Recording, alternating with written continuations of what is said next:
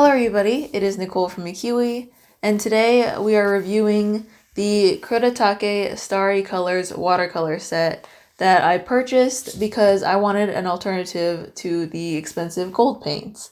So let's not waste any time and hop right into the video. I purchased this on Amazon a while ago when the price was $9.99. However, now the price is more, but it does vary depending on when you check. The set comes in a small black cardboard box with clear plastic in front of the colors to show the inside.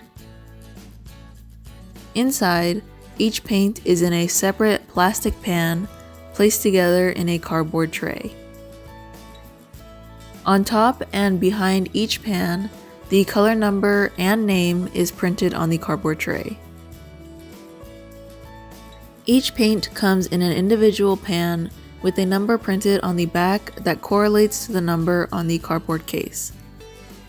I can't read Japanese, but from online, the colors are blue gold, red gold, yellow gold, champagne gold, light gold, and white gold.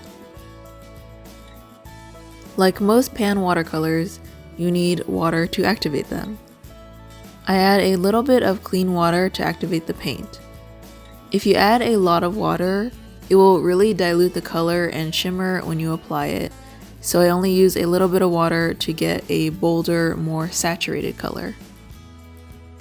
I did swatches on both white watercolor paper and black construction paper to show how they look on either color.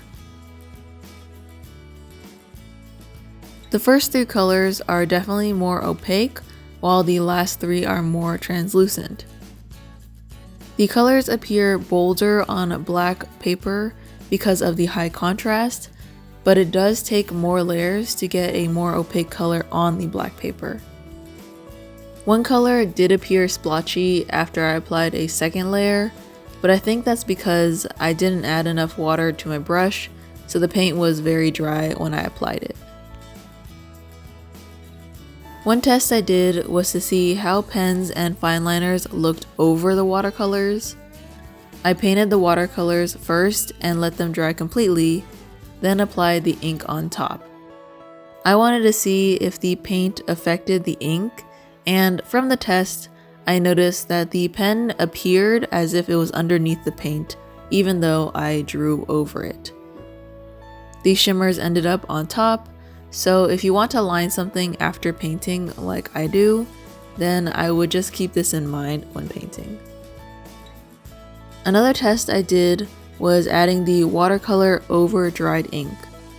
I wanted to see if the watercolors were opaque enough to cover black ink. From the test, I found out that 1. Do not use watercolors over a very inky pen because it will smear, and 2. If you get enough paint, it does a pretty good job of covering the fine liners.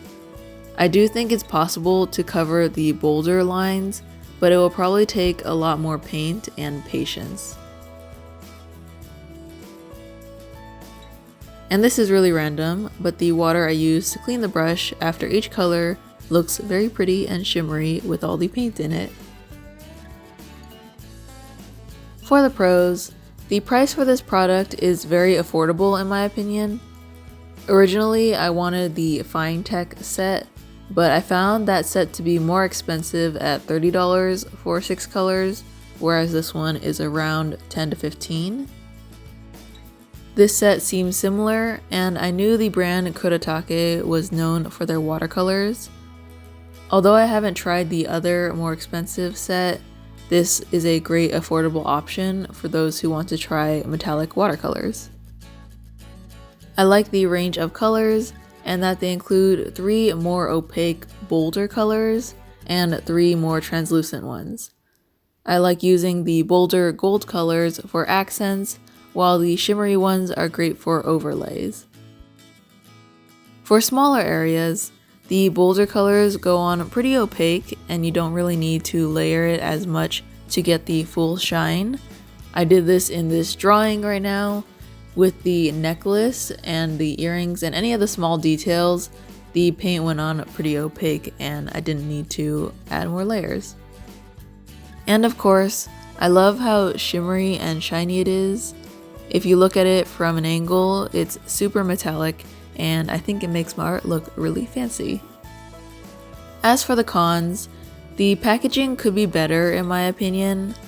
I like having the loose pans, but I also would have liked the option for a more sturdy tray or tin to put them into. And when applying the colors to a larger area, like the background rectangle in my drawing, it took a few layers to get it looking smooth. The first application was kind of blotchy, but after waiting for the previous layers to dry completely, which I waited like a day to be safe, I was able to add a layer of paint and make it less blotchy and a little bit more smooth. I'm not sure if it was my application of the paint that made it look blotchy or how much water I used or the paint itself, but this is just something to keep in mind before purchasing. Of course, I plan to use these watercolor paints for more smaller details and accents, so unless you're planning on painting a very large area with this metallic paint, I probably wouldn't pay too much mind to this con. Overall, I really enjoyed using this set in my art, and if you love metallics, I would definitely recommend these watercolors. I think they're an affordable option when it comes to metallic watercolors that are high quality, and I'll definitely be using these in future watercolor pieces.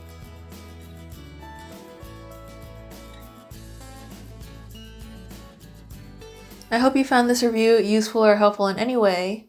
As always, the products will be linked down below in the description.